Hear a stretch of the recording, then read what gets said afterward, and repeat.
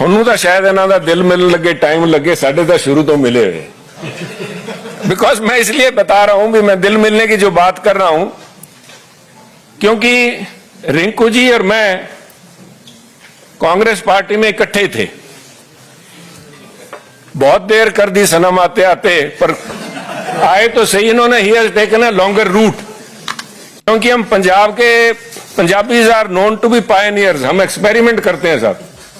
लोग चाहे हमें समझते हैं भी ये शायद, क्योंकि पंजाबी वैसे भी सब दिल से काम करता है। पंजाब वाले की सबसे पहली पहचान है कि बाकी सारा हिंदुस्तान या दूसरे जो बड़े लोग हैं वो दिमाग से काम करते हैं, पंजाबी यहां से काम करते हैं।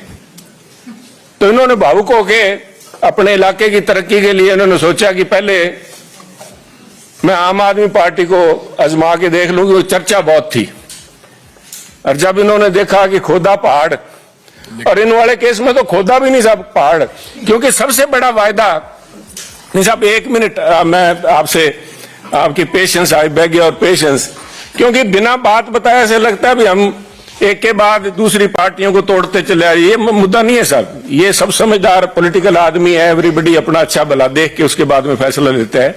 जब मैं पहाड़ की बात कर रहा हूं तो एक कुछ पहाड़ तो दिल्ली के अंदर है जिनकी चर्चा इंटरनेशनल तक होती है। अभी दिल्ली में इतने बड़े कूड़े के ढेर लगे हुए हैं।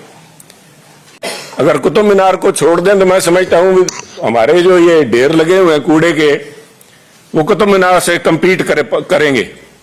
परंतु ऐसे कुछ ढेर इनके जलंधर में भी लगे हुए थे। और जिस मुद्दे को लेके खुद केजरीवाल साहब, जिससे इनको लुभाया गया, जो वायदा किया गया रिंकू जी से, क्या रिंकू जी हमें मौका दो, ये मेरी पर्सनल गारंटी है आपको कि मैं ये हटा के आपको दिखाऊंगा। जलंधर सबसे बड़ा इंडस्ट्रियल टाउन हमारा, लुधियाने के बाद में इंडस्ट्रियल हब है स्पोर्ट्स का, तो सभी नाम सुना है, अदरवाइज ऑल्सो हमारी स्मॉल स्केल इंडस्ट्री बड़ा एक हब है। और वहां की अगर सड़कें देख लें तो मेरे ख्याल में आपको खड्डे ही दिखाई देंगे, सड़क नजर नहीं देगी। ये जो हाल वहां का हुआ है आज भी, उसके चलते हुए आज इन्होंने वापस, मुझे खुशी है कि हम दोनों भाई वापस फिर एक पार्टी में इकट्ठे हो गए, क्योंकि विकास की तरफ पंजाब जो पिछड़ गया था अपनी भावनाओं के चलते हुए, एक नए एक्सपेरिमेंट के चलते हुए, तो मैं यही उम्मीद रखता हूं कि रिंकू जी और शीतल अंगराल जी और सारे मिलकर साथ इकट्ठे होकर काम करेंगे, ताकि पंजाब ना सिर्फ बढ़ते हुए विकसित भारत का हिस्सा बन पाए, और उसके साथ साथ पंजाब में आज भी वो दमखम है साहब। चाहे हमारी अर्थव्यवस्था को उन्होंने चकनाचूर कर दिया, क्योंकि ये जो आज दिल्ली में शोर सुनाई दे रहा है, ये मात्र शोर ही है साहब, क्योंकि इसकी असल जो मार पड़ी है, यहां तो अभी 100 करोड़ के इल्जाम लगे हैं।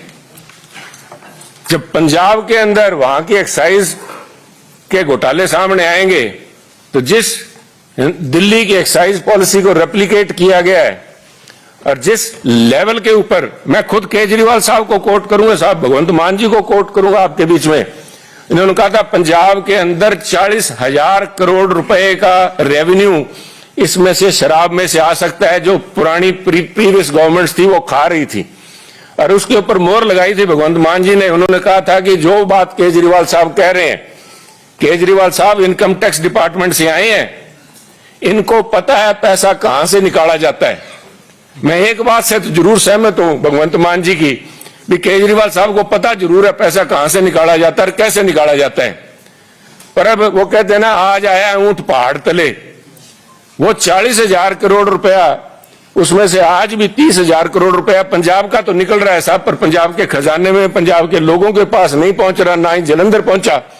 वो पैसा सारा का सारा दिल्ली आया हुआ है। तो मैं उम्मीद करता हूं कि आने वाले दिनों में ये यहां वाला तो दिल्ली शहर ही बड़ी है, पर जो पंजाब के साथ ठगी हुई है उसका खामियाजा इनको भुगतना पड़ेगा, और इनका असल चेहरा जो है वो सामने आएगा। इसी उम्मीद के साथ मैं हमारे दोनों साथियों का स्वागत करता हूं। मैं आभारी हूं तावड़े जी का, हरदीप पुरी जी का, जो कीमती समय निकाल कर संजय जी आए।